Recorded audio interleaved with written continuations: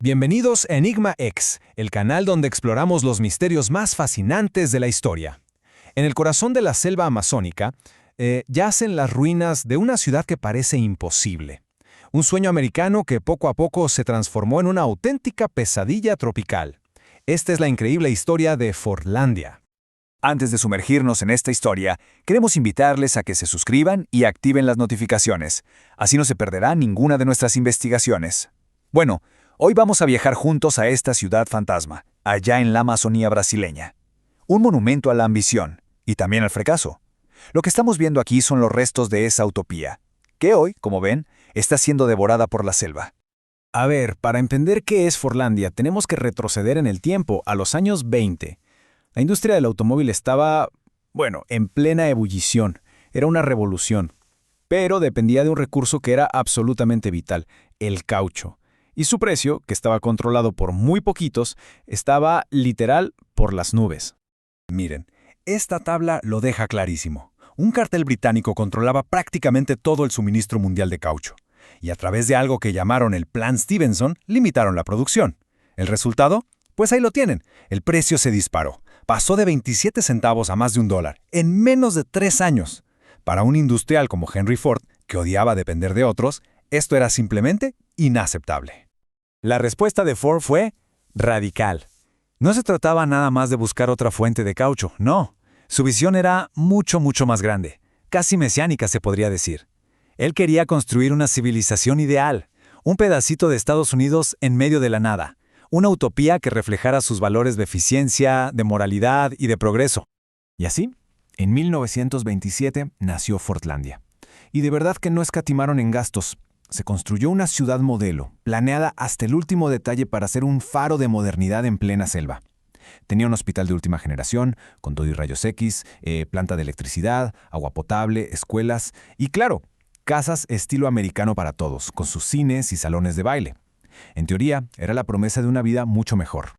Pero esa visión tan rígida de Ford, que la verdad le había funcionado de maravilla en las fábricas de Michigan, pues muy pronto empezó a chocar.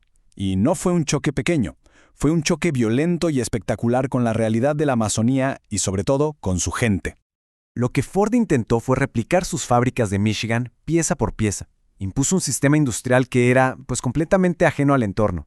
La mentalidad era muy clara. Había que dominar la naturaleza, no adaptarse a ella. Y estas imágenes la verdad lo capturan perfectamente. Esa imponente chimenea de la fábrica tratando de someter al paisaje.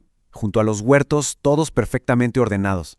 El choque cultural fue total, absoluto. Y esta comparación lo resume de una forma brillante. A los trabajadores locales, que estaban acostumbrados a vivir según los ritmos del sol, de la lluvia, de repente les impusieron relojes para fichar. Les obligaron a comer alimentos enlatados traídos desde Estados Unidos, imagínense, duraznos, avena, en lugar de su dieta local fresca. Se prohibió el alcohol, que era una parte súper importante de su vida social, y hasta intentaron reemplazar su samba por el baile de cuadrilla de Michigan. Es que hasta la arquitectura, que se supone era un símbolo de progreso, fue un completo desastre. Las casas de estilo americano, muy bonitas, sí, pero con sus techos de metal y sin la ventilación adecuada, se convertían en verdaderos hornos bajo el sol ecuatorial. Se ignoró por completo toda la sabiduría de construcción local, que usaba techos de paja y paredes de barro precisamente para mantener el frescor. Toda esa tensión que se fue acumulando era básicamente una bomba de tiempo. La imposición de horarios, la comida extraña, la prohibición de sus costumbres, todo eso llegó a un punto de quiebre. Y en 1930, la frustración explotó. Hubo un motín violentísimo. Los trabajadores, al grito de «abajo la espinaca», destruyeron los relojes, que eran el símbolo de su opresión, y destrozaron el comedor, exigiendo el fin de la comida vitaminada. Pero mientras toda esta batalla cultural se libraba en la ciudad, una guerra mucho más silenciosa, pero infinitamente más letal, se estaba gestando en las plantaciones de caucho. Una guerra que Ford, con toda su maquinaria y todo su poder, simplemente no podía ganar. Y el enemigo era un hongo microscópico, el Microcyclus ulei. Este hongo es endémico de la Amazonia. En una selva diversa donde los árboles de caucho crecen dispersos, la verdad es que no es una amenaza grave. Pero la gente de Ford, en su soberbia e ignorando las advertencias de los botánicos, hizo algo que la naturaleza jamás haría.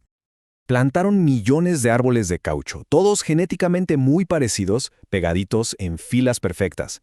Sin saberlo, lo que crearon fue un efecto incubadora, un paraíso para que la plaga se extendiera como un incendio. La plaga devastó las hojas y mató a los árboles jóvenes antes de que pudieran producir siquiera una gota de látex. Y aquí está la mayor ironía de toda esta historia. La misma estrategia de producción en masa y estandarización que hizo a Henry Ford el hombre más rico del mundo, el monocultivo de un solo modelo de coche, fue precisamente la misma estrategia que condenó su proyecto amazónico al fracaso más absoluto. Atacado por ambos frentes, ¿no? Con una fuerza laboral totalmente descontenta y una plaga biológica que era imparable, el destino de la gran utopía de Fordlandia, pues ya estaba sellado. El colapso era inevitable.